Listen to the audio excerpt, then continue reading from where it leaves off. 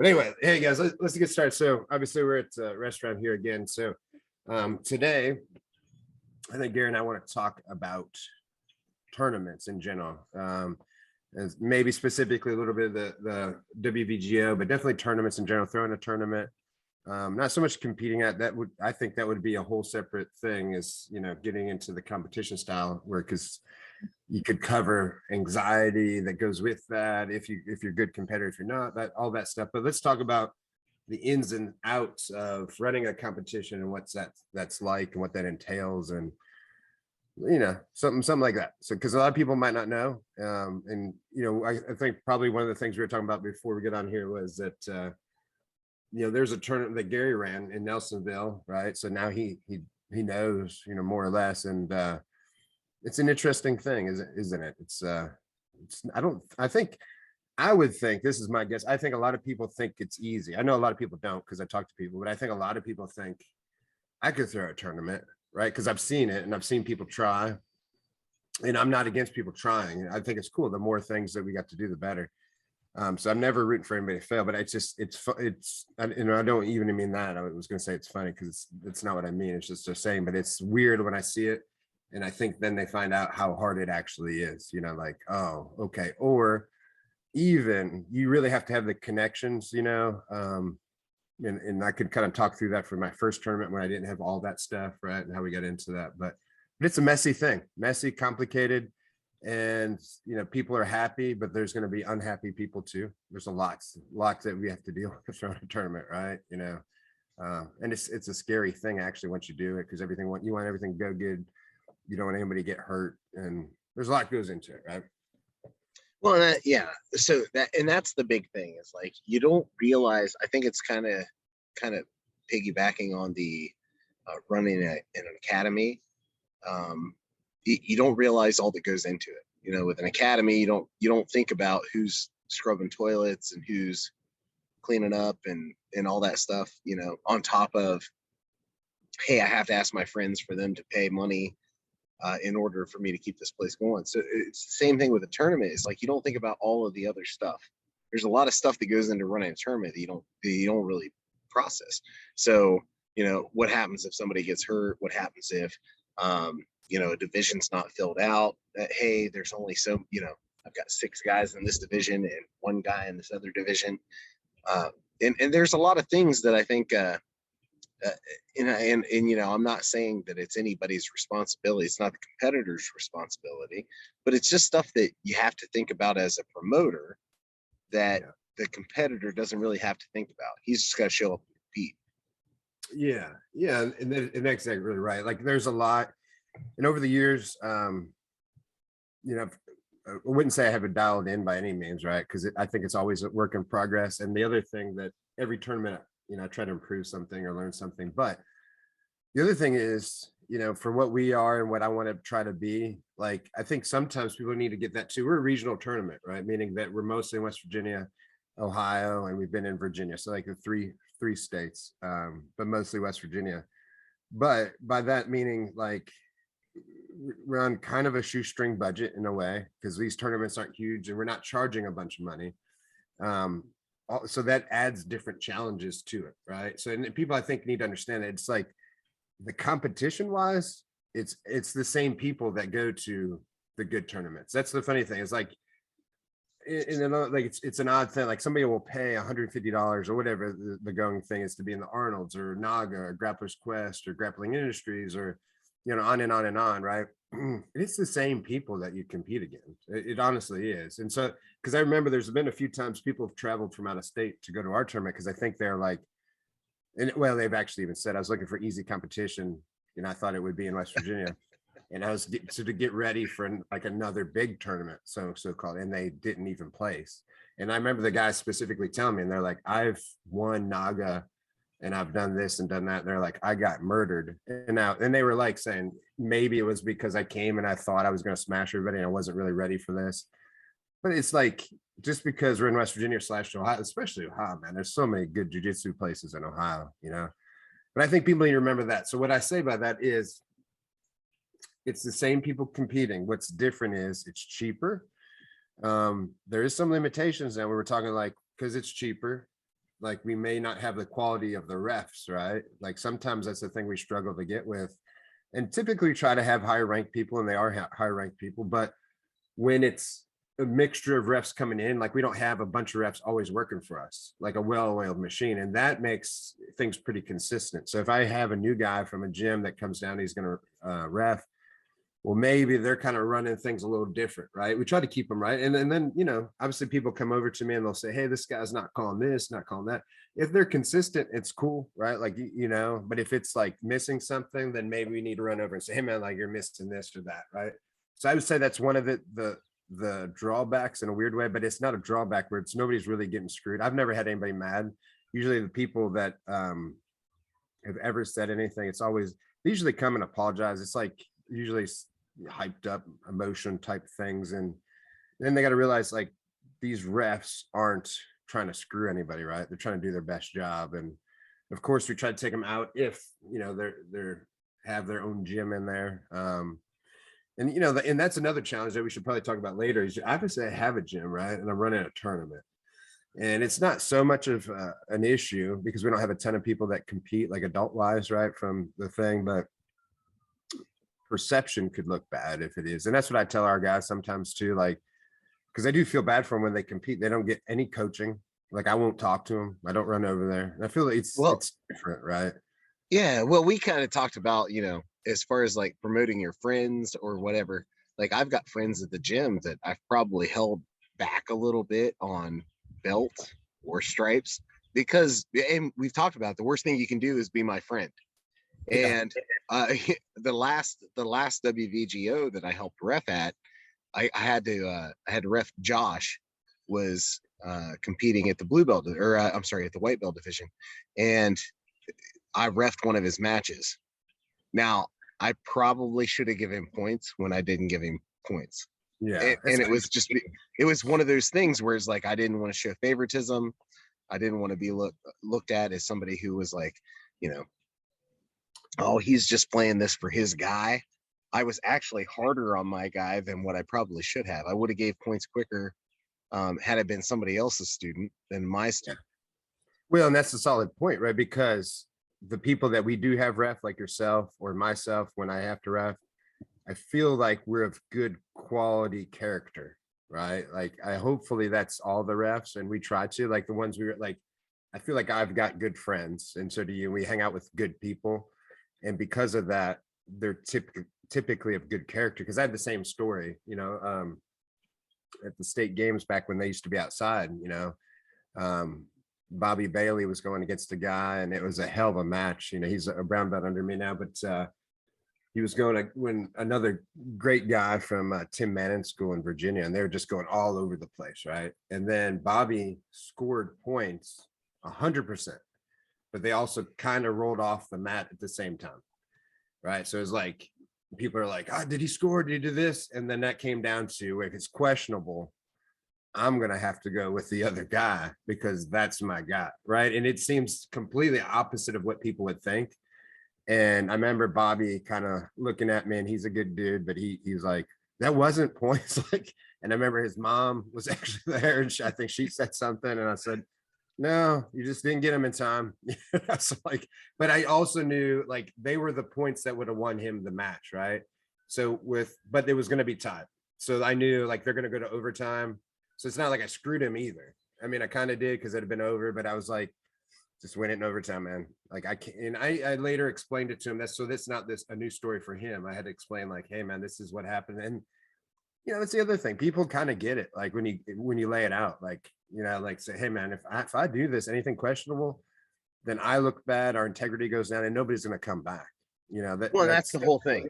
That's the whole thing. I want it to be unquestionable. My guy was better because he was better. He beat your ass. You felt it. You seen it, and he tapped you or whatever. He didn't win because I was, I was questionable morals or anything like that. He just went out there and beat you, and that's what I want. And even when I'm not reffing, even when I'm not coaching, if I'm away from it, I don't want my guy to win by points. I want him to win by submission. That way, nobody can say, hey, it was questionable. No, he choked you and you tapped. That's all I want. I want my guys to win by tap every time. Yeah, but how many times have we said that as coaches too, though, right? Whether it's MMA, jiu-jitsu, boxing, kickboxing, whatever, say, if you leave it to the judges, then you can't argue with the decision. Your job is to finish the fight. Now, we know that's not reality, but we're trying to train them in a mindset that they should be trying to finish. And then second of all, get prepared to get screwed. It's part of the thing, right? That way we don't also have shitty students or slash competitors that are bitching about every decision. Like, it's okay to be upset for a second, but like, same thing, man. These people are doing this. Is not the UFC, right? They're doing this. Nobody's really out to get you. Now, you may run into somebody's out to try to get you, right? Like, you maybe, I don't know, not hopefully not at our tournament for sure. Never seen it, never heard of it, but I have heard of it in IBJJF. Not that I'm saying anything bad about them, but right, there's the rumor that the Brazilian judges are harder on Americans. I do not know if it's true, right? But Are you saying that there's a story going around that people with Portuguese accents have a better time at IBJJF tournaments? I don't know. I don't know. Hopefully we solve that answer one day if we get that one guy on here that we're talking about. I don't know. Yeah. And that's the thing, is like, you don't want there to be the belief that it's shady, you know? And that's the whole thing. It's like, you don't want it to be shady. You don't want anybody to feel like it was egregious. And as a ref, I've had my moments. We kind of talked about it on here, but I've had my moments where I made mistakes, you know, and obviously, like, I don't want to be the reason somebody wins or loses a gold medal. I don't want to be that guy. Yeah. So no, it's complicated, right? Go ahead. I'm sorry. Oh no, so why WVGO? Why did you start it? Yeah, so it's a solid question, man. And I've never really thought about it, but today's the day, right? So I think if the first tournament before I was calling it WVGO, I think I was just literally calling it a tournament's coming to West Virginia. It didn't have a name, right? Honestly, you know, I'd just say gi and no gi tournament. That's kind of why I still will use those terms. I'm so used to writing it, but I think it was probably 2001 or 2002. I looked around, and it's almost the same reason I started a gym. There was just nothing here. And also at the time, there was barely any tournaments. Like, it was not a thing, right? They're like Naga and Grappler's Quest were a big thing. So Naga was more here. There was no such thing as all the popular things that there is now, right?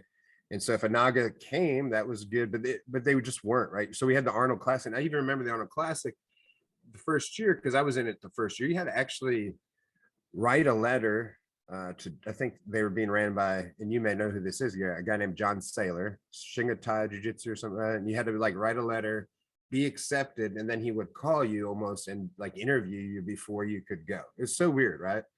But anyway, so there was really like nothing. And so that was my thought. I was like, man, like, it'd be cool, like, if we didn't have to travel and there's a real tournament, because we were basically going to karate tournaments that had jiu-jitsu at the time. They're called AKJU, very popular in Ohio at the time. So there wasn't any Brazilian jiu-jitsu things. So, and it was out of necessity. So I made that. The first one was very successful. And I mean, we had people come, and it was so new that we had people come from North Carolina, South Carolina, like Tennessee, like all these neighboring states. So clearly there was a need, but it was funny. It's just like anything else. That was not my goal, was to start a brand tournament, right? So I did one, and then I don't know if I did another one for like a year or two, because I was just like, not even thinking about it. And then when I would think about it, I'd be like, that's a lot of work. I don't know if I really want to do that, right? And so I kind of would throw it off. And then I think just what happened was, a few years later, I was like, I kind of started seeing people pop up and do stuff, and still nothing really here. But I was like, man, if I want people to come, this has got to be a thing, you know, like, continue to go. And because I would see that people were doing tournaments, but they had a flashy name, you know, like Grapplers, Grappling Industries, or Kumite Classic, or, you know, I mean, there's something, the Arnold's, you know. And obviously the Arnold's not a great example, but like stuff like that. So I was like, all right, well, this is in West Virginia. Let's call it West Virginia Grappling Open. Because I also was, you know, being honest, like, I'm not going to be going national with this thing. You know, I didn't need to call it something that wasn't going to be, you know, it's going to be a regional thing, right? Right. Well, and obviously we have a shared friend in Dustin Ware. And Dustin Ware had, at the time, it was the Ohio Grappling Challenge, and now it's the American Grappling Challenge. I think he's changed it to. And so that was kind of the thing, is like everybody has to have a name for their competition or their thing. Yeah, and we roughly changed about the same time. It's kind of funny. It's a lot of times it does probably seem like Dustin and I do similar things, but he was also in West Virginia for a time and there for a time, and he was literally doing the same thing in Ohio that I was doing. Yeah, you know, and but it's the same reason, right? You have to brand it and you do your thing, and then I'm sure later he called it American Grappling it's an AGC championship or something like that, challenge or whatever. So that he could probably go farther than Ohio, right? So, and he obviously has went to some other places, but I think, you know, and I can't speak for him, but I think most of these things are started from, you know, similar places. Like he's a grappler, I'm a grappler. It was probably a necessity. The thing that happened in Ohio is things blew up, right? Meaning that everybody wanted to be there. There's so many people in Columbus and Cincinnati and Dayton and, you know, on and Cleveland. on. Well, yeah. and that's the big thing you're talking about. I don't know how much it is in West Virginia, but like in Ohio, like after you get done wrestling in high school, and maybe you wrestled a little bit in college, but Ohio is huge for wrestling. So we had all those guys wanted something to be competitive in again, and jiu-jitsu was kind of a nice funnel for that competitive outlet. And so, you know, all those guys that wrestled, I mean, there's tons of schools that are great wrestling schools that are, you know, that are filling up the coffers of Ohio State and Pennsylvania, Michigan wrestling schools. Absolutely. And so like we had, you know, we would have a competition in Ohio that would probably bring a couple hundred competitors that in other places might only get 100 competitors because just because wrestlers would show up. And that's a solid point too, because when you're talking most of these tournaments in Ohio, we're talking numbers are a couple hundred, right? I mean, Arnold some years back in the day, I don't know what it was today, you know, as we're filming this, it was yesterday, right? But I know they were like 1,300, 2,000, right? I mean, that's amazing. Now people are coming from everywhere. It wasn't just Ohio, but that's amazing, right? Like I don't even know what I would do if that many people show up. Probably not. Like, I don't know. Like, I don't think it would work, right? I mean, that's the other thing.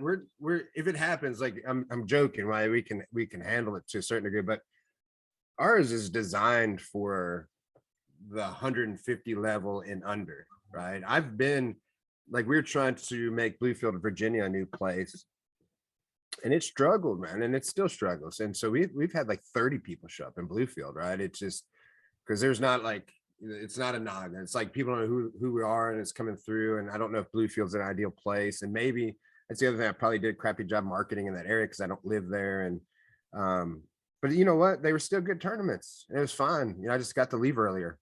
It's okay, right? It is what it is. But that's the thing you get, and because of that, like knowing that, that's why we started the double elimination. I'm like, look, if you're paying this money, I want you to get as many matches as you can, if you want them. Right? Like, give you a chance to compete in your division, gi and no gi, plus the open, plus double elimination, plus half the time. Like I let people do things that other tournaments will never let you do. You know, some people are like, man, I'm ready to get my purple. Would you care if I did this? Sometimes I don't. Like the thing about that one, it's just tricky. Here's the thing. If you're a blue belt, the purple belt has nothing to gain by beating you. He has everything to lose. I don't want to embarrass anybody. So a lot of times we'll talk it through, and if everybody's cool with it, we'll do it. And I'll tell people, like, you do not have to do this 100%. Or I've had guys that came in, just wanted to compete as a purple and not do the blue belt as well. And I'd say, hey man, like if you're going to do that, then I would prefer you wear a purple belt, because I don't want nobody losing to a blue belt, because I know that like it's not going to be good for those people. You know, it's like, yeah. Well, and I kind of had that experience at a noggin competition where I didn't really have the option, as I was a purple belt, and there was nobody else in my division at purple belt, and there was a blue belt who was willing to step up, but I didn't really have anything to win there. I'd already won like Ohio purple belt championship, and I won WVGO purple belt, and so like there was nothing to gain from beating a blue belt in a purple belt division, but they didn't really give me a choice. Now that's nothing. I ended up winning my match, and that's all things, you know, they kind of played out good for me, I guess, but it didn't feel good to be in a position where I didn't have a chance to discuss like whether or not it was something that I wanted to do.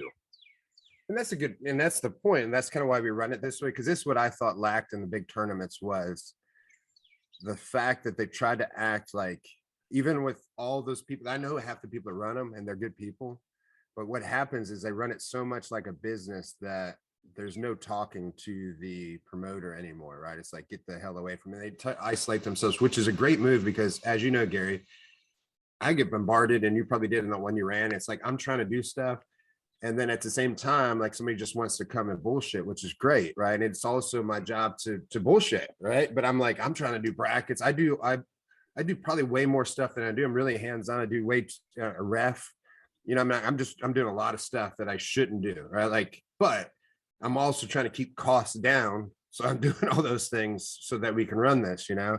And it's just an interesting thing. Like, it's an interesting thing. And that's when it's like, I learned those from the big events that I was at, where most of the time I heard the complaints, it was just a lack of communication. Like if somebody explained why this was happening or asked, then everybody was cool. Like if we're up front, and also, like I said, when I say you, like I tell people, don't just say yes because I'm asking, because I know people do that. And maybe I'll take them on the side. I'm like, look, if you don't want to do this, like, I don't care. Like, you're just gonna make this guy happy. And I'll even say in a situation like that, I'll be like, you don't have nothing to gain, but if you like competing and you don't care, like, do it. Like, you know what I mean? Like, let's be honest about it. You're the higher belt. This means the world to that guy. This is a world championship for him because he beats you. He thinks he's a purple, you know, like you don't care. And, you know, like the reason I have that discussion is the same thing that you're saying. In 2007, I think it was like one of the last jiu-jitsu tournaments I did, but that same thing happened to me and I lost. I wasn't like you. I didn't win, you know, but I was going to say no excuses, but everything I was going to say is an excuse. But it's a similar situation, is that I was all geared up, ready to go. And then there's the same thing, nobody in your division. So I was like, okay, I'm done. Change clothes. Then they ran back and said, I got this guy for you. Do you want to do it? It's like, not really. Like, he don't have nobody, blah, blah, blah. Would you please do it? Like, okay. So then I just lost all my will to do it. And then I did it. Then I'm thinking like, well, I should just destroy this dude. And turns out he wrestled from Michigan. You know, man, it's like, I was like, well, shit, that sucks. You know, like but I wasn't amped. Like I wasn't geared, you know, same thing. Right. And so then when it's over, and that's the thing, is like a higher level competitor. And then there are two ways that you can handle that situation. Well, I guess there's multiple ways. The way I handled it is the third way. But you can either go in thinking, okay, he's just a blue belt, I'm a purple belt or a brown belt, I'm gonna wreck this guy, and then get surprised because oops, he's a D1 wrestler. Or you can go in and be like, I don't know who this guy is, but I'm going to give him everything I've ever had. And then you beat the shit out of him and you look like an asshole for beating the shit out of the blue belt when you're a brown belt. Or like what I did is I just kind of played everything super safe and super simple. I pulled guard. After I got to guard, I just hung out there until I could get a sweep, and I won with points. And I didn't do anything. I didn't do anything spectacular. There was no crazy submissions. Me and that guy had a match 10 times out of 10. I should submit him, you know, if it's in the confines of a gym. But I was like, man, just don't lose. Yeah. Just even if you win by an advantage, you'll win by an advantage. Just don't lose. And that was the pressure that I felt when I rolled. I was a purple, you know, I was unknown in Ohio. I was a known high level purple belt going against somebody that no one had ever heard of, who was a blue belt. And I should not lose to this guy. And had I lost to that guy, you know, not that it sullies my name or anything like that, but I would have been a little bit embarrassed. Yes. Now, and there's other people that don't give it, and they'll tell me, they're like, I roll with anybody. I don't care. You know, I mean, I'm just here to have fun. And I love that attitude, but I can't expect everybody to have that attitude. And, you know, just part of learning to be an adult, I can't expect everybody to think like me. Like whatever my point of view is, doesn't mean it's your point of view. And so the whole tournament is ran like that. Not just that, it's just everything. Like, you know, that's the thing that I think people don't understand, that the luck that they have at our tournaments is that because there is communication that sucks, meaning that I wish nobody was talking to me. I wish I could hide myself and so I could get my work done. And then after everything was done, I could come back out and then bullshit.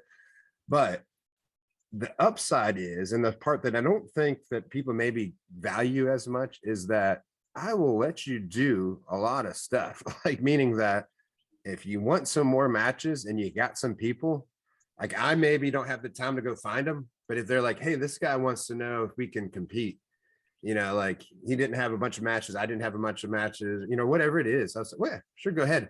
Not only will I let them, it's an official thing, and I give them a damn medal. Like, you know what I'm saying? Like, there's people, it's funny because you know, we obviously don't keep track, but I've looked at pictures on Instagram and there's people that has like 10, 11 gold medals. And I'm like, God darn, like, no wonder I'm running out of medals, where it was like getting iffy at the end. It's like this is not what I prepared for, because I've got certain divisions that I'm allotting for, and all of a sudden this guy's in 20 things, like, you know, but that's the beautiful. So for this cheap ass price, probably $30 less than they're paying anywhere else, they're getting to do amazing things with literally the same people that are going to be at the other tournament, you know, like, Yeah, well, and I think that is something that's lost, and like you said, people thought this was going to be a warm-up match, right?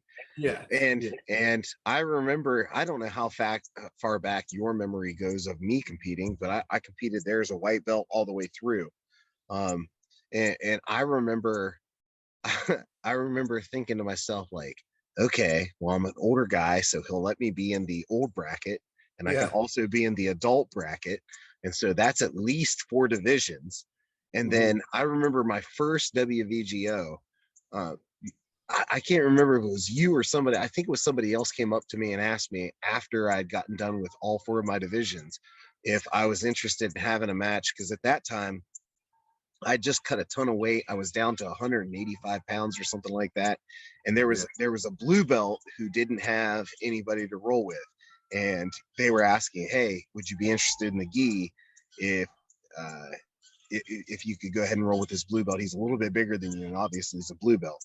And I was like, yeah, another match is fine. And so that was the thing. It's like, and I think I ended up getting beat by that blue belt, but it was just nice to have another match. I was just trying to get as much as I could out of my competition and my entry fee. And you were like, just keep, if you're willing to roll, then here's another match for you. Which, and you got it as a competitor probably early on, right? Some people maybe don't get it because they're not used to it, or they don't ask. I mean, I think they can tell, but I think that's one of the reasons I think this might be good is I want, you know, hopefully the word gets out there about little things like this that we don't think about, but I think are important, right? Like that. I mean, you don't know how many times too, like, plus let's say like somebody came to me before and said they got screwed and they got this and got that, right? Everybody, if you lose, there's somebody mad about something, right? And most places will just tell you to F off, and right, it's life. The rest, and that's all actually legit. But I actually somewhat listen, and I also say I did not see it. And then sometimes they'll say, well, do you want to watch the video? And I'll say, no, because I don't care. But how about we do this? Let's ask them if they want to do again. He's won. He won. I'm not taking that away. It's over. But if you want to do it again and you can win, then you will also win. And I'll call you both the winner. Right. And that solves the whole problem. And it doesn't necessarily put the other guy in a bad spot. 9 times out of 10, the other guy will do it because he wants to prove that he won. Sometimes they don't, and I don't let anybody berate him for not, right? Because he doesn't have to. It's, again, he doesn't have nothing to lose, or nothing to win. But that's kind of why I always say you won, right? So that takes the pressure off, like saying, I'm not taking anything away from you. You just want to do an extra match with this guy that's saying that he got screwed. Like, go ahead and do it again. And that's why I think most of the time they do. And this is not to say, hey, let's take advantage of Butch and get extra matches, but that's the thing, is like you created a new division almost for that guy, right? And in doing that, you created another division. It's like, listen, shit didn't work out right. Yes. Who else? Run it back. That's the thing. Nobody else is doing that. No, most of the time, because I've been this guy, right? You show up and there's nobody in your division, and guess what? They keep your money and they send you home, right? The Arnolds did that forever. I don't know if everybody's still doing it, but most are, right? Or you didn't make weight, right? And you're done. You can't go to another division, right? Like if you sign up for a different weight and you show up and now you're in a different weight, you just ruined my day because I have to redo all the brackets, but I'm not punishing you. I'm mad at you because you just ruined it. I've got to go find your name and do all this when I'm already busy. But listen, I'm going to say that is the one thing that I'm kind of a stickler on is like, you didn't make weight because I've had matches where I got paid. One of them was at WVGO, but I've had matches where I got paid and but for the most part, I've been an amateur grappler, right? I've always made weight, nothing to gain, but a chunk of metal that nobody else cares about but me, right? And I've always made weight. And when I find out that like professional fighters don't make weight, I'm like, you're getting paid. Yes, you have one job. Drives me nuts. You have one job. Yeah, that's the thing. I agree, right? And here's, I was just telling this story the other day, but it kind of makes me laugh because so the Arnold's fight that we just kind of brought up, right? I did not know how to cut weight, and there was not access to information. I didn't wrestle, so there wasn't access to information like there is now. So this was probably 2000. So I'm going to say that we're still in a dial-up internet phase, which was 57K modems and all that other stuff. It's hard to get on the internet. And for that matter, information just wasn't floating around, right? And it wasn't like abundance of information. So anyway, and that was also like pretty much in the height of low fat diets, meaning that, if it's low fat, it was good. Don't worry about anything else. Just like it's low fat. It don't matter if we pull sugar in, it doesn't. So like, anyway, so I'm at like some store and I see animal crackers, like literally animal crackers. And they said no fat. So I was like, well, shit, there you go. And I love animal crackers. So that's no fat. I'll just eat this. And that should work. And I should cut weight. Then, ironically, it did kind of work. Like I lost some weight because I wasn't eating a ton of them, but I was just starving myself and only eating animal crackers. So what happened was it took about a month and then I had a bunch of weight to cut. I am a big guy. So, as you know, Gary's like big guys can kind of cut weight. It's a lot of water weight, but I just put trash bags on old school and ran a bunch. Lost the weight. Not even a sauna suit. You just had the trash bags. Just 100%. This is old. Like I forget how old I am until I start talking, right? And then I remember. Well, that's the thing is like I remember the days of high school wrestling and throwing on the trash bags and running at 4 o'clock in the morning so I could make weight at 7. And that was 100% it. So anyway, I get there. I think I was trying to make sub 200. I'm typically a 240 guy, and I made it, right? But what happened was I ate animal crackers for a month and barely ate. So I was frail, sick looking, enough to where everybody was like, are you all right, dude? You look terrible, right? And not healthy. You know what I'm saying? It's like animal crackers aren't the best diet for anybody for a month, So anyway, like it didn't particularly go well. You know what I'm saying? So like it is what it, like it's just an interesting, like my point is just like I don't even know what my point was. I just know that I'm talking about. Well, we talked about like professionals, and this is an amateur thing, and like not making weight, and that is something, right? Like as somebody who did it, because for me as a competitor, I was passionate, and I was training 5 days a week. I was giving up time with my family, and now I show up this competition. This guy didn't make weight, and they want me to go against him. And I did everything that I needed to do and then some because I gave up time with my family. And so as a competitor, I would get a little pissed off about that. Yeah, and I guess that was my point as I was validating you. I ate shitty food and a trash bag and made weight. I suffered as a human being and got my ass kicked, but I made the weight. So that was, I guess my point was, there really is no excuse. With access to healthy food now, meal preps, all this stuff, unless you're a female, and from what I understand, I've heard him say, if it's that time of month, it's a little bit harder to make weight. That makes sense. Unless you've got a legit excuse, like there is no excuse. I mean, like there's just not. Even if you say, well, some death in my family, I had some drama, I had this and that. Okay, well, yeah, it happens to all of us. And if you're a professional, like I still got to go to work. I don't just stop going to work and say somebody, this and this happened. Like, because that means you abused your body and quit being a professional for a while. Like, we all make mistakes, but to make the other person suffer for you, I think that's extremely rude, right? Because I mean, even in the UFC, for example, you get docked 10%, 50% pay, but you know, this other guy busted his ass and did all the stuff he's supposed to do. And the you other did. thing is like, and this is where things start to differ. I would say at white and blue belt, it's not as important. At somewhere around purple belt, I don't think there should be as much leniency. Yeah. If we're talking about weight classes and stuff, white and blue belt maybe a little bit, but not so much purple belt. But when you're talking about professional fighters, you basically kind of bully him into a position where he has to take a fight.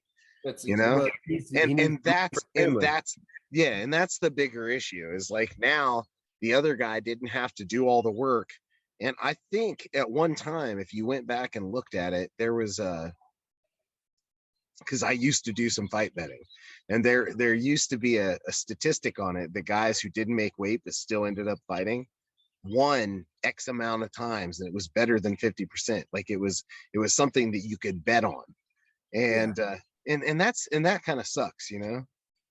Yeah, well, and this is almost like a sidebar conversation, right? Like when I say that, because if they didn't make weight for our tournament, they're just going in a higher weight class, right? So I'm not saying they didn't make weight, and I'm still putting you 155 and you're 165. Right. That being said, on another note, on a smaller tournament, there is some combination of weight classes sometimes, right?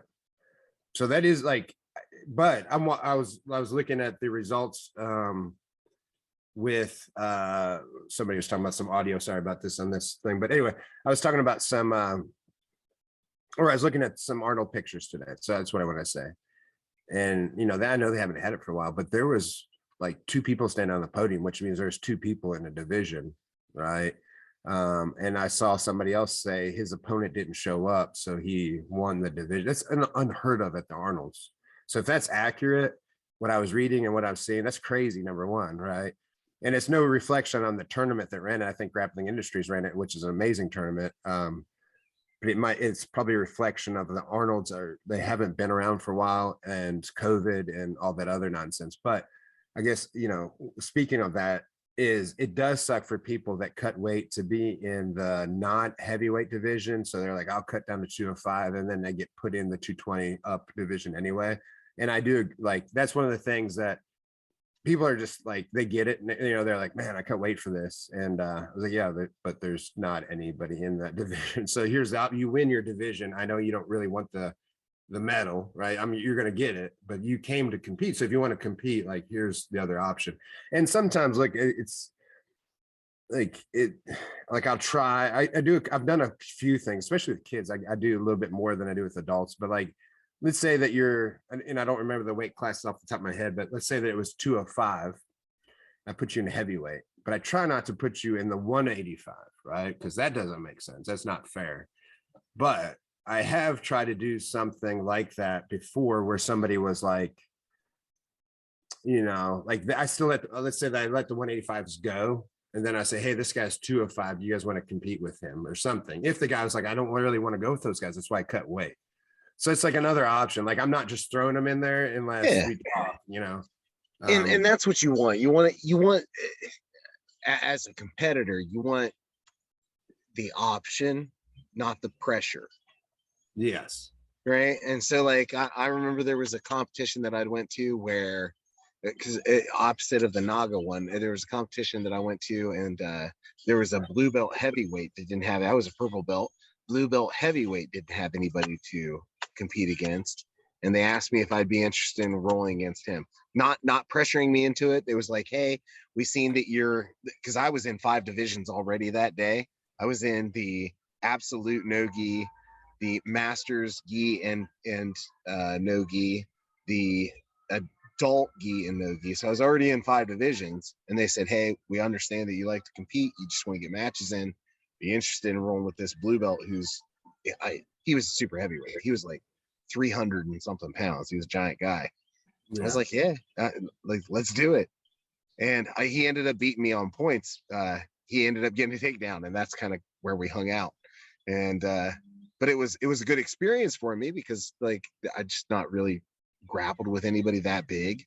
who had that kind of wrestling background, and he just kind of got his takedown. So I was able to take something, but I wasn't pressured into it. It wasn't forced into it.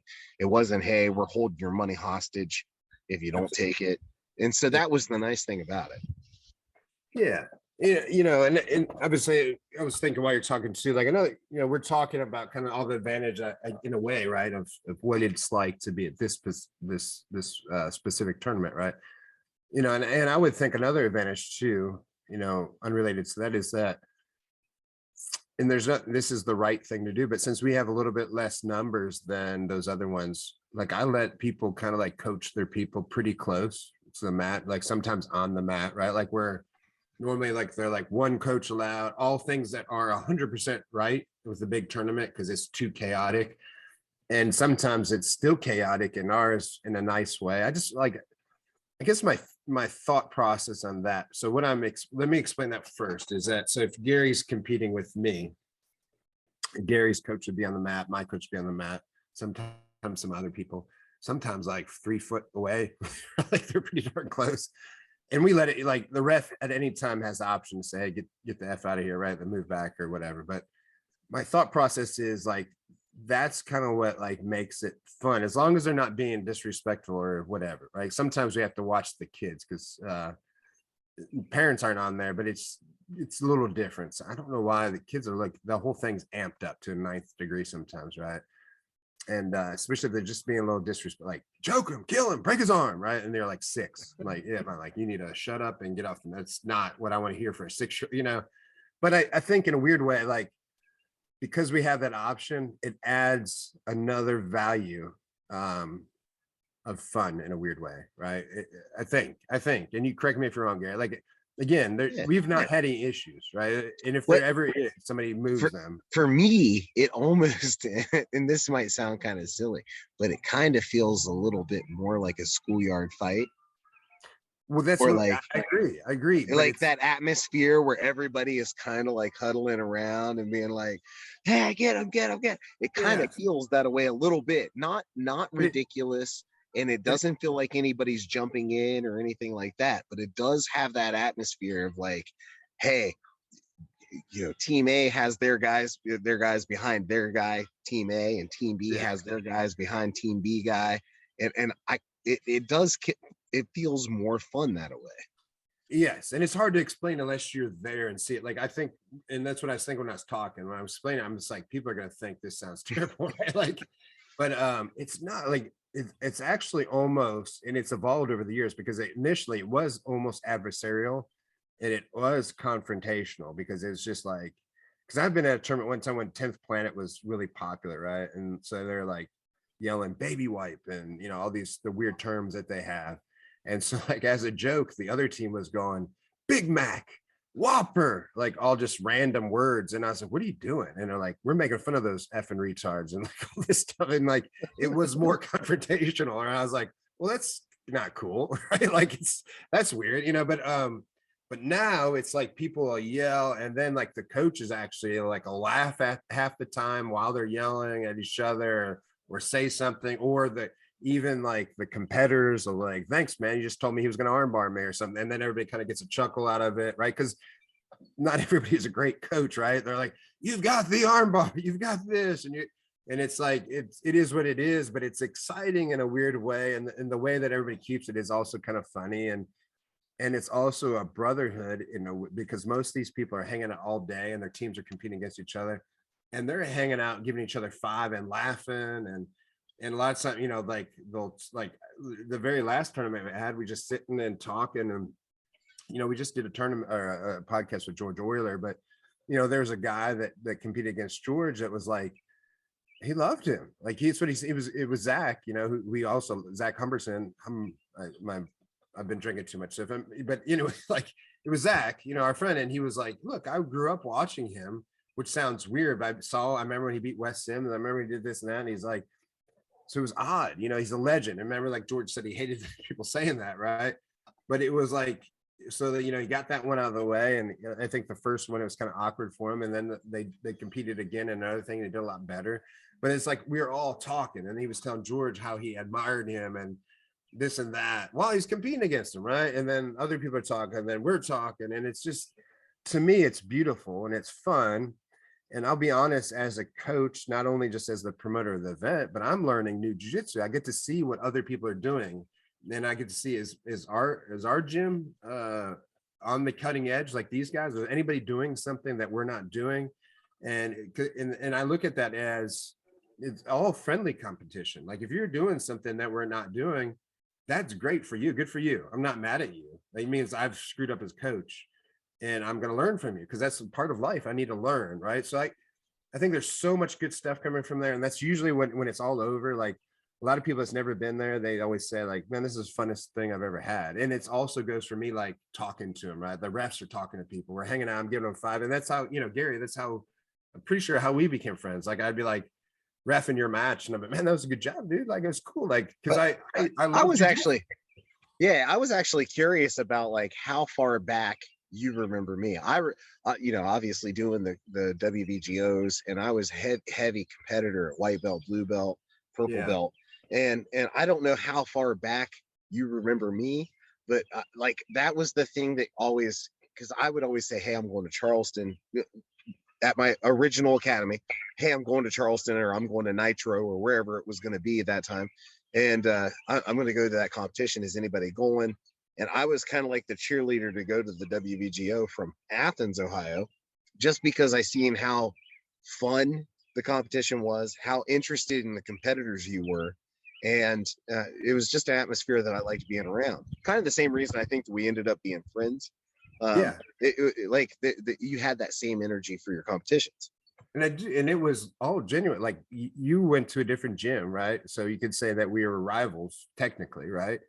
But it was genuine. Like there was no ulterior motive other than I was happy to watch you do jiu-jitsu. Like I was like, man, you did a good job. And I do remember he has a white belt. I mean, I'm not gonna pretend I remember all the matches or anything or how the divisions went. But I just remember talking to you specifically because I remember when you came back as a blue belt, and I remember saying like, congratulations, dude. Like you got blue belt. Like we bullshit for a minute. And then I think you won too. And I was like, well, hell yeah. Like you're already kicking some ass. And then, well, I remember my first blue belt competition for WVGO was the one where you had the $250. There were two divisions. Yeah. There was above. Yeah. And I ended up winning the 170 and up. And I conveniently enough, I won my first two matches. I was in the finals, and the guy, I guess he was an MMA fighter or something like that, but he had hip tossed me and slammed me pretty hard. Like I hit pretty soundly, but I was able to gather. I'd always been pretty good at getting back to my guard, and I got him into a lockdown, and he had tried to like force himself out of lockdown and extending his leg and trying to muscle out of it, and his knee popped, and he kind of like tapped after that. He was like, I gotta stop, I can't go on. So I won the $250 via, I guess you could call it a tap, but he was injured. But yeah. And so like, but I just remember I wasn't even gonna do that division. This was the thing that I remember the most about that day, is that I had no plans on even entering into that division. I'd done I'd done the masters, like the old man's division, I call it. And then I'd done the adult division. And like, that's all I had on my plate. And as I was signing up, you were sitting there with Lisa, and you're like, well, it doesn't cost anything to be in this, or no, I think it was $10 extra. It's like $10 more. You go ahead and you can get in this money round. And I looked back, and, I looked back at my coach at the time and a couple of the other guys, and they were like, Gary, you should do it. I was like, okay. And then I ended up winning. So $10, paid off, and I got won $250. And those were fun times. I quit doing that, which I often think about bringing it back. But I remember why I quit was because it was like the point was to bring in some more people to do that division. And then I realized like the numbers are exactly the same, and I'm just giving out a bunch of money for no reason. Like, so then eventually I was like, no. And it was kind of funny because it was like, it really seemed like, because I remember a couple of times like the divisions were filled with like white belts and like and it was like, because like it's just odd, I mean, I was like expecting all these people to be coming down and doing that. That being said, I'm not diminishing that, because it was those things are great. The times I won, it was just ultimately we stopped. But what I wanted to say, it was so fun actually giving the people that won that money, because they would always say like they're just so proud, like all of us are poor, right? Like, especially in grappling, when you're white or blue belt, you don't have a lot of money, and those guys are always so happy, and they're like, oh, like it covers my gas, it does this, it does that, and they tell me stories, and I was always happy. I'll tell you what I remember. I remember telling everybody is like, I can tell everybody that I'm a professional athlete now because I got paid to do jiu-jitsu. Yeah, all that. Yeah, and I would sit and talk with people and joke around about stuff like that, right? And I do miss it. It was so fun because I think one time one of our guys won, Omari. I don't know if you remember Omari, but yeah, I do. Yeah, and it was like, and that was a cool time too when he won, because it was like, pretty sure he won, but anyway, it was like he just competed like crazy that day, right? I mean, I didn't expect him to do very well, not terrible by any means, but it was like I just knew that some of the people that were in there, right? And he would like did awesome, and speaking of that, I'm thinking of some people that won that division at this time, like it was Cameron Knight, who is at Immortal now with Matt Brown, and he's and I remember how great he was. He did amazing, right? But and in thinking of that, like, so it's funny because so that division I thought would bring in all these people, right? And it didn't as far as name value goes, but guys like you won, and so it was a big deal. Still awesome. And there's going to be a point, I'm sure, that we bring it back and do some different stuff. But speaking of that, so we were talking about earlier, like in this cheap tournament that,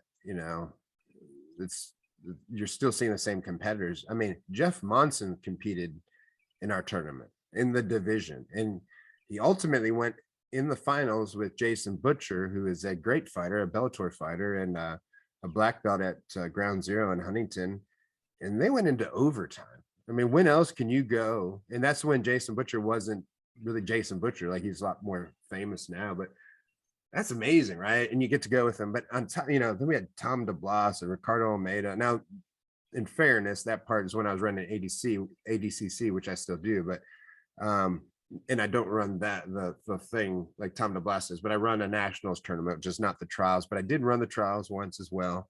And we had Gary Tonin and Gordon Ryan and Nikki Ryan, and you probably can go down to the list of all the world famous people. Like, it's weird because I'll see other promotions when they're trying to hype themselves up, they kind of list all the people that went in there, and like our list is pretty crazy. I just think I don't always write it. Actually, I never read it because I think it's kind of it makes sense to write it, but also sometimes I think it's kind of weird. Like, I'm using people's names without their permission to do stuff, right? So I don't always do that, or I've never done that, but I'm doing it right now.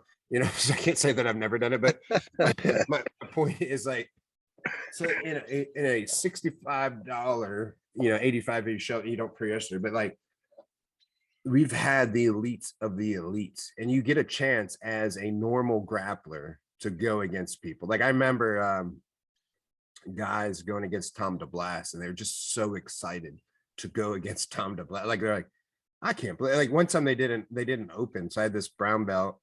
It was probably like 160 pounds. And he's like, this is a dream come true. He's going to fucking murder me, but this is awesome. Like, he's so excited. And he did get murdered, and Tom's nice, right? So he didn't like destroy him, but it was like, but they get a chance. And then for that matter, that's where we discovered Jesse Ray. And forgive me, because I have brain damage, I can't remember his last name, but anyway, Jesse Ray from Kentucky. I think he's at Nice Guy now. He was at Adam Gomez's at the time, but he tapped out Dante Rivera, which was on the Ultimate Fighter and part of Renzo Gracie's team. And he did really well. He just kind of dominated that match. Doesn't mean he would all the time. He did that day, right? He did really good. Right.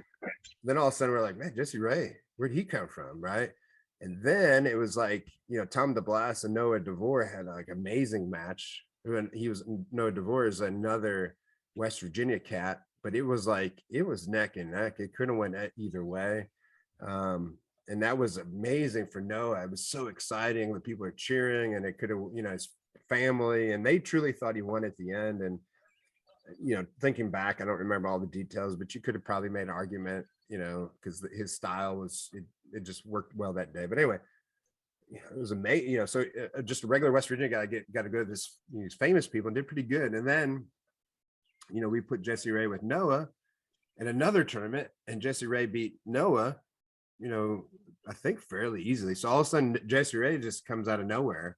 Now he's got instructionals on BJJ Fanatics.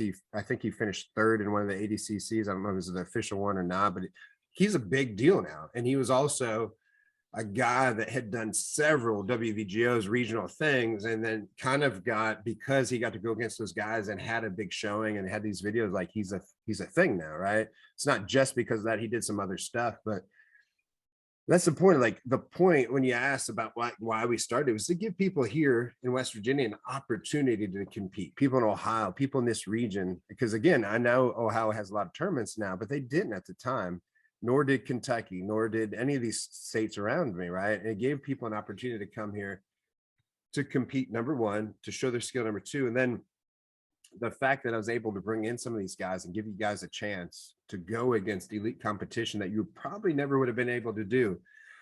And then somebody like Jesse Ray becomes a superstar, and some of these other guys became superstars, you know, not necessarily just because of this, but it definitely helped, right? That's a dream come true for me, right? Well, and that was the big thing, is like, for me, it was just like I wanted matches with guys who weren't my friends, you know, and I wanted matches with guys who were going to give me their everything, who didn't know what to expect out of me. You know, later on, obviously, I'd competed a lot, and so people knew who I was, and I've been lucky enough to do okay in jiu-jitsu as far as competition regionally, so people knew who I was. But as a white belt, blue belt, nobody knowing who I was. Like, I just wanted a chance to get like real rounds, you know, that I wouldn't get at home, and as many real rounds as possible. And that was the nice thing about, for me, for WVGO, was just like, yeah, there's nothing that's even close by. Regardless, I was going to have to drive an hour and a half, and probably, you know, maybe they would have one in Columbus, but they were usually in Cleveland or Cincinnati. So now we're talking 3.5 hour drives.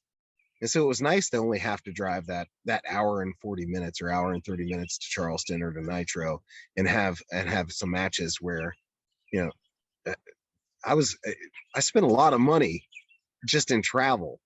You know, if I wanted anything outside of Ohio, I was probably traveling to New Jersey or Virginia Beach or something like that in order to get matches. Yeah, that's the thing. I don't think people, and you know, I competed too, and that's what I get, right? So when I started doing stuff, you know, and again, I'm not going to pretend I was able to do the stuff that you guys have been able to do, because there wasn't those tournaments when I was coming up. Now there's no excuse, like I could have done them later, but my point with the whole thing is, you know, I was doing some AKJUs because that's all there was, and they were in Columbus. So I was driving 3 hours to Columbus and doing these tournaments. And ironically, you know, like I would see guys like Dustin Ware. I saw like, you know, same people that are all doing their stuff. Like that's what we had to do, right? But I would pay the entry fee. I would pay sometimes a hotel fee, right? If it was like a big competition, I had to go down there, and I pay the food and like I said, the travel and just whatever else that you're doing. It ends up being pretty expensive, right? And people don't think, you know, they don't really think about it. The whole thing, it's a whole big experience. Because even you know, when we do the state championship every year, and especially when it was outdoors, we did this thing that was outdoors, which was kind of like, looking back on it, and we don't do it now because the city changed and stuff, and we probably still could, but it was almost like a Spartan type thing, right? Meaning that while you're doing it, people bitched because it was like midsummer, and we had a canopy over so you weren't hot and the mats weren't hot. But I said you weren't hot, you weren't getting the sun beat down there while you're competing, but it might be 100 degrees and you're competing in a gi with, I mean, we're getting 150, 200 people, and it was crazy. And we're having people like have heat exhaustion, you know. But it was funny because initially the first one, everybody bitched and complained, and you know, why are you doing this outside? Because also you'd roll off the mat and then there'd be grass all over the mat. It'd be like, so it's kind of wild. But then by the, you know, a couple years in, it reminded me of a Tough Mudder / Spartan race, or whatever that, like, you knew what you're getting into, and you were signing up for the hardness, the hell, like you knew that I'm going to die of a heat exhaustion. I need to hurry up and get this shit over with. But there was a lot involved with it, like on top of the grappling, you know, like in particular, there was professional volleyball. So there's a lot of pretty girls in bikinis, and, you know, there's people riding jet skis, and there's stuff to do, and outdoor vendors. And it was just a cool event, you know, but, you know, those huge things were like a big deal, you know. It was like, I'm just thinking of all the fun stuff that we were able to do. And did you ever get to compete in one of those, Gary, by the way? See, you don't remember, I refed for you at one of those. Then, yeah, listen, it was, and I competed in two of them, but I ref for you at one. So one year I came as a blue belt and competed, and then the next year I came and I refed, and I was a purple belt at the time, and I competed as a purple belt. So, but I also refed. Yeah, I don't, you know, it's funny about this, and this is funny about age and then brain damage from boxing, but I remember more of the pictures now. It's sad. It really is sad, because I know, I think it started in 2009, and, you know, reason I know that is because everything cool started in 2009, meaning that I got a black belt in jiu-jitsu in March. Maybe not March, but I got married in March in 2009, and I probably got a black belt in June of 2009. And then I was running the WVGO thing outside probably 2009. Like everything just that's continuing to go, and like really started in that year. And I also opened my gym in June in 2000. And like all this is just weird.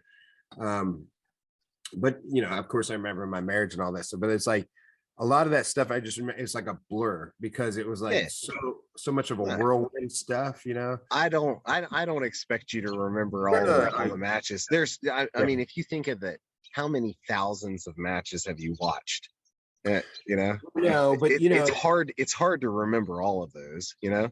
And if we're being honest, I have a very boring jiu-jitsu style, so I'm not very fun. I'm not memorable to watch anyway.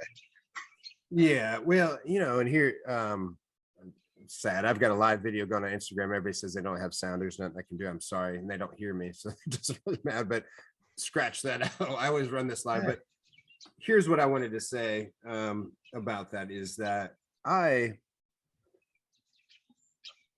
you know, I don't remember a lot of those matches, but what happens was, like we said before, you become connected to everybody, and I would follow people outside of just our tournament, meaning, and I think that's one of the ways that you and I connected again was, you know, I ran into your sister, right? In my job, my real job, you know, work at a hospital, and her name's Shelly. I still remember, right? I am correct on that one, right? Yeah, Shelly, and she would say, hey, you know, my brother, like, she somehow knew my name. She's like, my brother like meets in your tournaments, I think. And she's like, oh, really? Well, that's awesome. And I was like, I knew exactly who you were. It was just so random. And this was in Athens, Ohio, at Holzer. And then she was like, yeah, he's actually doing the Masters Worlds, or actually, I think you had already did them. And did you get your arm popped in an arm bar? Oh, no. So that was, I know it was Fight to Win. Fight to, okay. I just come off a Fight to Win, and I got, Was your arm hurt and then you went to the Masters World? So, okay. Yeah. And so vice versa. I came back from Master Worlds and then got my ass beat and Fight to Win. Okay. Yeah. But, you know, and that was cool. And so she and I would talk, and I'm sure word got back to you on that stuff, but it wasn't, again, that's the thing, is like, because I was genuinely interested and I thought it was awesome. And I consider, you know, obviously you are a friend, but I consider you a friend, and that's my life. Like, if I talk to somebody, like, kind of, you're my friend. Like, you know what I'm saying? Like, if we're sitting at the tournament, we're bullshitting, like, I'm like, yeah, I talked to my friend Gary, or I talked to my friend Joe Blow, or just, you know, and that's kind of similar what happened in that situation. And you know, again, I think what got us off on this whole thing is that's not what you're getting at a big tournament, right? Like, you know, and we have all the aspects of a big tournament, meaning the same crazy people. You know, we just don't have mats with our logo on them and this and that, and, like, you know, some crazy us whatever, you know, like, you're not missing much, you know, you're still getting really high quality stuff. But what you are getting is like friendship and brotherhood that you're not getting, and then people that actually care. If you spend $65 and you don't have any matches, I'm generally worried about you. Like, I'm not happy, right? I'm like, well, that's not cool. We've got to fix that, right? And, you know, like I said, like, I would probably be remiss if I didn't mention this. I was thinking kind of about what we talked about when you were saying, like, why did we start this? There's another thing, like what got this, to get back to your original question. But like, you know, obviously I think I started this 2001, 2002 was the first tournament. It was real serious about throwing tournaments, meaning as a business. I don't still consider this a business, although it is a business, it's ran as a business. But in 2005, West Virginia, oddly enough, made jujitsu illegal to do. And it was in protest to me for throwing jujitsu tournaments, right? They got angry because they're like, hey, I'm the West Virginia State Athletic Commission. I have jurisdiction over your events. And I was like, well, you don't, because I looked through the rules, and that's all. There's never been a time in history that the athletic commission stepped into a karate tournament or anything else. There's a bunch of karate tournaments that happen. I was like, well, how come you don't talk to them? And they actually punch and kick each other. We don't do that. Why are you bothering me? And it was like, it was just the oddest thing. And to this day, I don't know like the full reasoning behind that guy's hatred of us and jiu-jitsu, and then ultimately MMA after that. But that was a big deal. So that was in 2005. And if people understood what it took, like I just said, I don't consider this a business, even though it's being ran as a business. I have a job. I have a real job, and I do other stuff. And I don't even consider the gym my real job. It's also not, you know, it just happens to have to be ran by a business. But that all being said, I had to go to court and fight the athletic commission and spend tens of thousands of dollars to make jiu-jitsu legal again in West Virginia. Right now, I'm not going to pretend they would have came to your gym and shut it down, although they said they would, and they were threatening to do that, and they were giving me a hard time. But they definitely were never going to let another tournament happen, right? And so that was when it became the WVGO officially, because I went and fought them, and then ultimately won, and through the next tournament. And that's when, you know, I thought, well, man, we need to make this a thing. But it still was kind of sporadic until 2009, and that's when we became the WVGO and came a thing. But that was just 4 years later. But it was still like processing all that information and getting to that point. You know? And these are the kind of stories that I kind of want out there, you know, because I don't think, you know, everybody looks at it through the realm of capitalism, and he's just trying to make some money on something. And I don't think people realize how much, yeah, sure, it would be nice to make a little bit of money, right? And I'm not saying that that's not part of running a business or running a gym. We would like to be able to make a little bit of money, but the risk that is there, as far as like what you have to, you're putting up, and it's almost the same with competitors too. You're putting up your time, your money, you know, time with your family. Like there's a lot at risk going on to either compete or to put on a competition, to be a promoter. And you know, those are the things that I don't think people recognize. It's nice after you get established and you can do it and you have a little more financial leniency where you can just go ahead and do it whenever you want to do it. And kind of, it's not financially a risk anymore. But those early on times where, like, if you're a white belt, you're a blue belt, and you're competing, and you're like, I don't really have the money for this, you know. why am I going and spending $100 when I should probably be investing it in a lawnmower for my house because my lawnmower's broke down? Or I mean, there's 1,000 things going on. And the opposite side, you talking about a promoter, is like, why should you spend tens of thousands of dollars in attorney fees and court fees to try and make something for somebody local, you know? And I'm like, guys like you and guys like Ashley who kept jiu-jitsu alive in our area like that. I'm super proud of that. I'm proud to know you and call you a friend because of stuff like that. You know, that means so much more to me than, you know, some dumbass bill for the streets that gets passed, you know? Yeah. So when you start looking at things that really affect my life, like those are the things that really affect my life. Yeah. And it's weird because, you know, like I can imagine a world now, you know, we're in 2022, right? there was a time, jiu-jitsu is illegal in West Virginia. Like, you know what I mean? Like, it's hard to fathom that that was a thing, right? It doesn't even make sense, but I lived through that. And, without those efforts, like we're in a courtroom fighting for jiu-jitsu. And I'll tell you, it's not as easy what people think, like, trying to explain to a judge what jiu-jitsu is that doesn't do jiu-jitsu. And especially at that time, there was an exposure to like fighting like there's now. And it was funny because at some point, the lawyers on the other side, I think, knew they were screwed. So they switched it to try to say that I was throwing an MMA event because that's what they have jurisdiction over. Was if you look up the rules, it would say, we have jurisdiction over anytime there's punching and kicking and you're charging money for the event, right? Which ironically does give them jurisdiction over a karate event. Taekwondo, karate, kung fu, basically anything but besides wrestling and jiu-jitsu.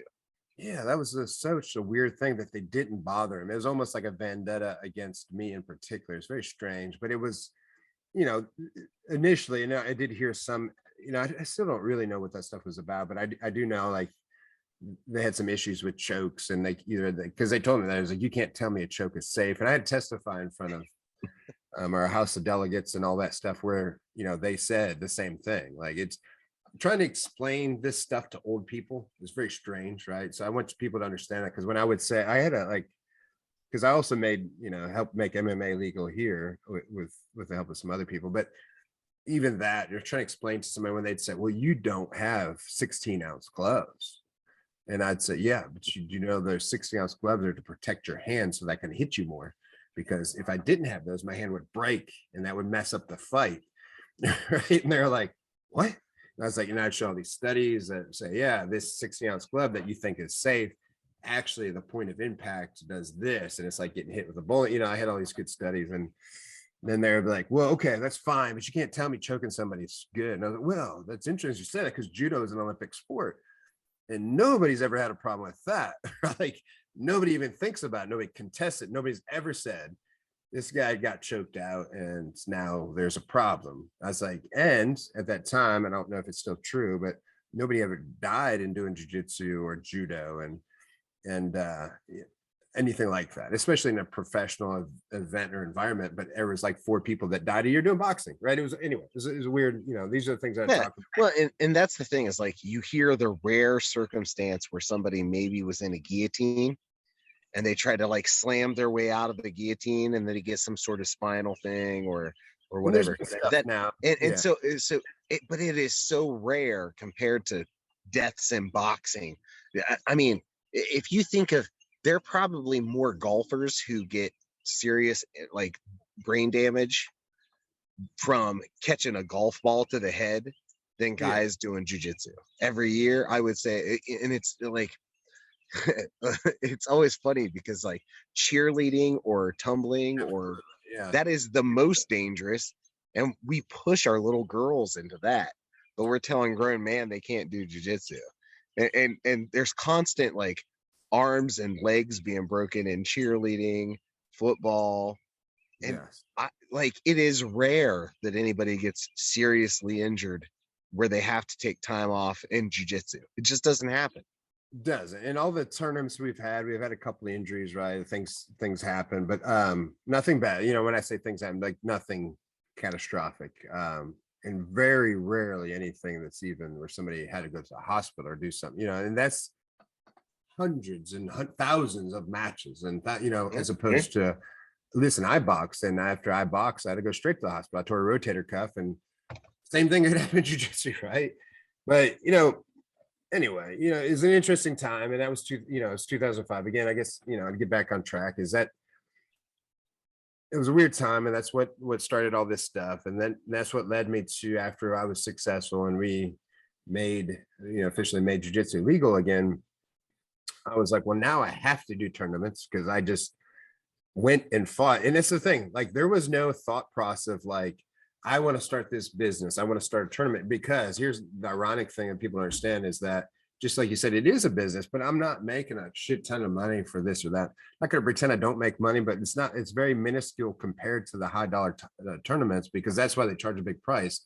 And that's why they make the money. I don't make that kind of money. If there's money left over, it gets reinvested into tournaments, equipment, and or the gym. That somewhat keeps the gym alive. That's tournaments subside when we have bad months in the gym, like COVID happened, right? Then I have money in the bank to keep us alive. It's all related to that, right? But yeah, so at that point, I'm like, okay, well, I guess, I did that, so I better put some stuff together, since I fought so hard to do this when there's nobody else trying to do tournaments or anything. And again, that fight was almost had zero to do with tournaments, because wasn't really even doing tournaments. Like, it started over a tournament. The way the whole thing started, I think I was throwing a tournament in a little town called Sissonville, West Virginia. But anyway, I got cease and desist letter in the mail. Said if I had through this tournament and did this, they would take me to jail and get sued and all that nonsense. So I had to file a similar thing, a cease and desist letter against the state of West Virginia, an emergency protection order, like EPO, against the state of West Virginia, similar to a domestic violence thing, like when somebody maybe beats their wife or husband or whatever, and they get what you call an EPO, emergency protection order. But I had that against the state of West Virginia, ironically, and said, almost like a harassment. Yes, and because that's essentially what it was. And I said, well, until we get this figured out, you cannot bother me, and we have to go to court and get this figured out. And they rushed it, and we even went to court, I think, before the tournament. But so think about this, and that was my argument in the court was, because they said, well, because I was saying, hey, I'm going to lose all this money and all these damages, and this is what you're doing to me, because I had to say what they were doing to me, right? And they're like, well, you can just cancel it and give everybody's money back and do this. And I was like, well, here's the problem, is because at that time there wasn't PayPal. We're talking ages where there wasn't those things, right? There wasn't Cash App. So people are just going to show up and pay at the door. And I was like, I have no way to know who's coming. Zero, right? I just advertised there's a tournament. So I have no way of telling people it's off, it's going to be canceled. So they're going to come here. It's not going to be where they thought. And then for the rest of my life, they're going to think I'm a piece of crap, and they will never come back to this tournament. Like, they're going to think this guy lied. He doesn't have his shit together, blah, blah, blah. So like, that's what my thing was, like, you're causing me irreparable harm. And, so I had to prove all this stuff, and we went through it. And again, ultimately we won, and we're able to do the tournament. And then after that, it's like, okay, we've got to make this thing a little bit more official, because now everybody's watching me after I won this thing, specifically my guys that were suing me and making jiu-jitsu illegal. But and then here we are, right? And so ultimately then the next step was to make an official state championship in West Virginia, which has been very successful. We started that in 2009, 4 years later, because I was like, hey, we have these tournaments, but how about we make an official state champion, and we make, most importantly, the team. So if I add up all the individual wins, who's going to be the state championship? And here's the ironic thing, it could be some team in Ohio. There's no limit to it, right? It is the West Virginia state championship. But if Gary's Bobcat team showed up, Bobcat MMA, and all those guys won, you could be the West Virginia state championship team, right? And ultimately, it doesn't matter what state you're from.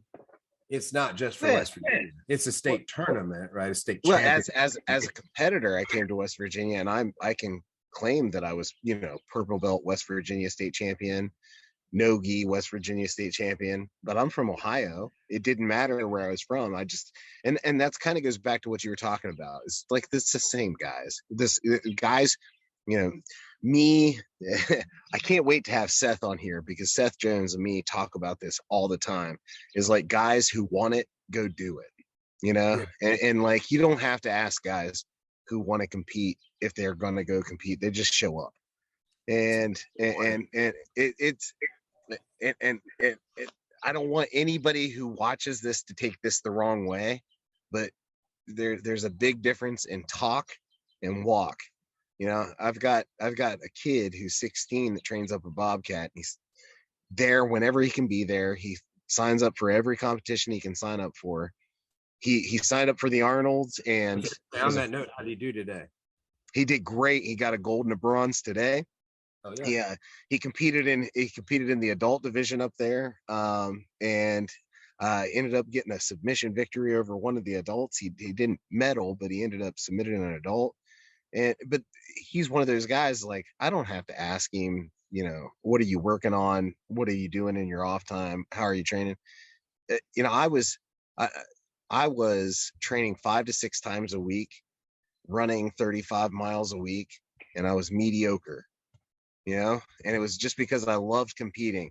And if you have athletic ability and you think you're doing any less than that and you're not going to show up and like be something, good luck, man. Because I don't know what it's going to have to take amazing athletic ability in order to show up and just run through people. Because I was giving up time with my family, and like I said, I just got to mediocrity. So so if you want to be elite, man, you gotta put all. But that was the thing, is like, you look at guys like what is his name? Is it Bryce Mitchell that fights in the UFC? Yeah, we were just talking about him last night. I didn't know He's anything. Kid's in the middle of nowhere, right? Yeah. And he just last night he beats Edson Barbosa, who has maybe the best highlight wheel kick of all time in the UFC. And he went out and beat Edson Barbosa. He's doing it in the middle of nowhere. And that's the thing, is like, this kid, he's a jiu-jitsu guy. And had it not been for a small thing like WVGO in Arkansas, where he's at, had it not been for a little tournament to let him cut his teeth and find a place for his talents, like, we might not know of that kid. Yeah. Yeah. That's a solid point. I think that's a good thing to bring up now, is that ultimately that's why this thing is here, right? Like, if we want to kind of put a bow on this thing, and we could probably hit different topics and different aspects, all night. But if we want to put a bow on this thing, it's about giving opportunities to people in our region, right? And again, now we have other opportunities. I'm not going to pretend you don't. But what I am giving, in addition to the great tournaments that are out there, is something similar, basically the same people. But what's unique about it? What's unique is the way it's ran, the brotherhood, the friendship that we're all going to have, the opportunities you're going to get, the tournament, the way that it's ran, and the opportunities to have more matches, all the things that we kind of brought up, right?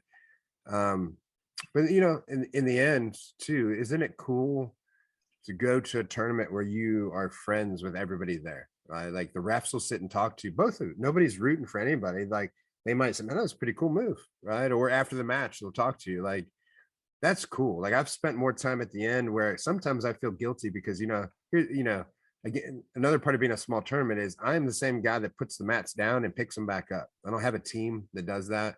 I scrounge together, and luckily I have a bunch of friends that help. And by a bunch, sometimes, like the last tournament, and this is all I do, is I put out an email and say, hey man, we got to put mats down tonight, tournament's tomorrow. If you can come, please show up. Just crapshoot. Don't know, right? The last tournament was just me and my 15-year-old son. That was it. You know what I'm saying?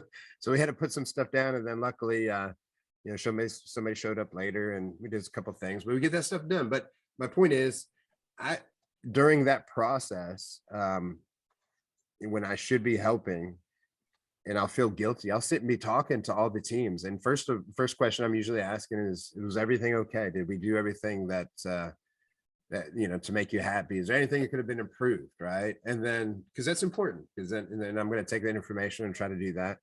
Then the other thing is telling them that I liked seeing what I saw, or that was awesome, or how'd you guys do? Because sometimes it's just talking to other coaches and generally being, and then say, man, your team's awesome, man. Like, oh, you guys won that. And that's cool. And what that has done over the years was break down this gang-like mentality that sometimes happens in jiu-jitsu. The us against them. Yeah, it kind of gets rid of that.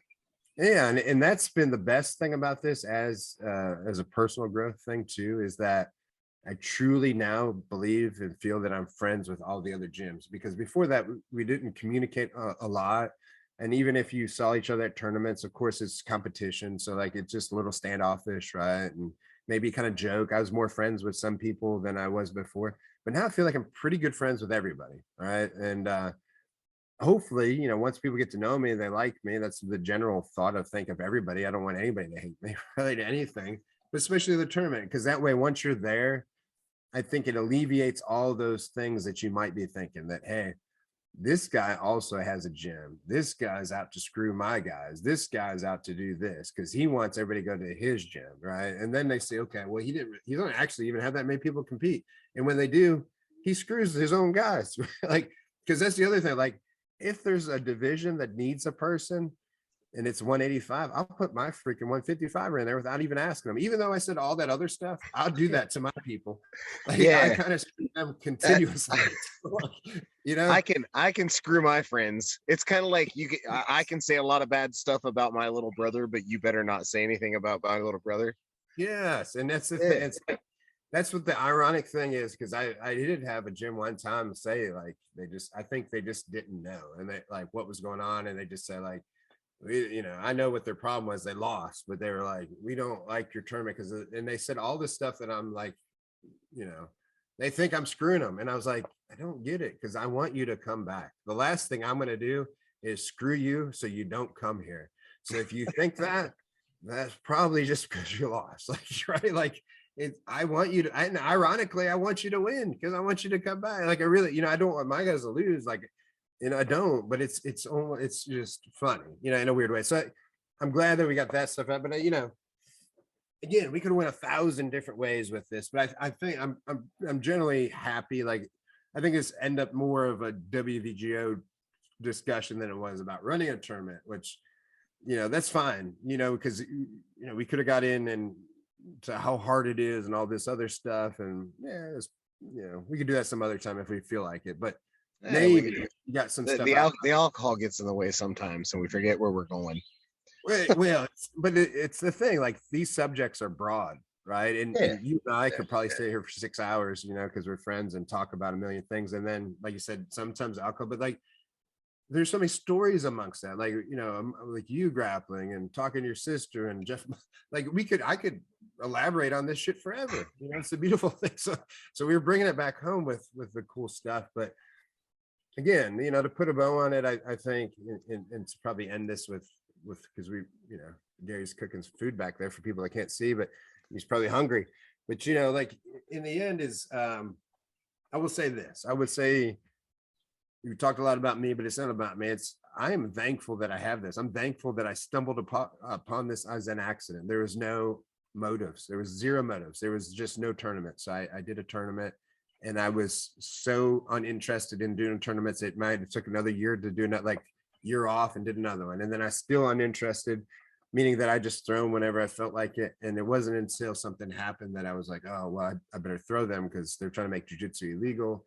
And here we are, right? And so it is not a business in the fact that I just came here to make money. It's a business because it has to be, because if it's not a business, it'll fail.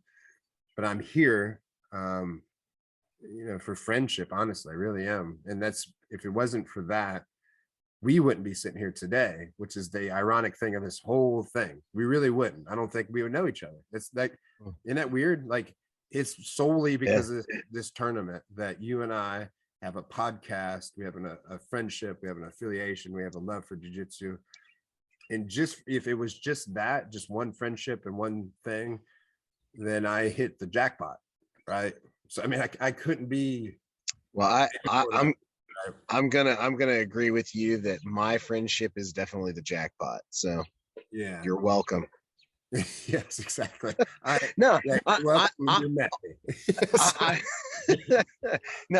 I want to say thank you from not just as a coach, right? And you give my guys opportunity to compete, not just as a competitor, but someone who really loves the sport. Like,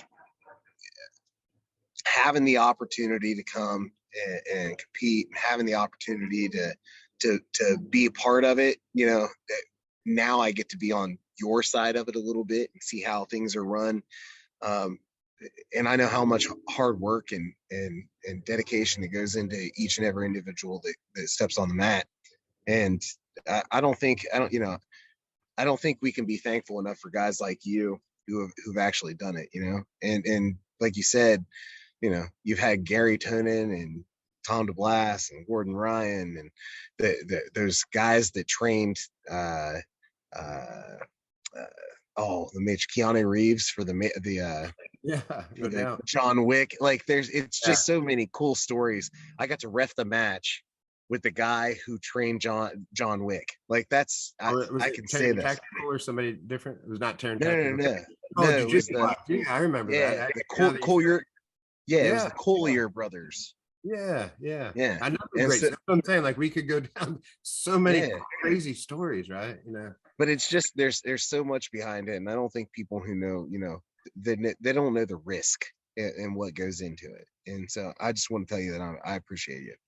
Yeah, well, thank you so much. And we'll end this with there's never, it doesn't matter how cool a tournament is or a promotion, but it's nothing without the competitors, period, at the end, right? That's the bottom line. So for anybody that is on a high horse that says like my thing is this, is that, it does, if you don't have people come and compete, it's nothing.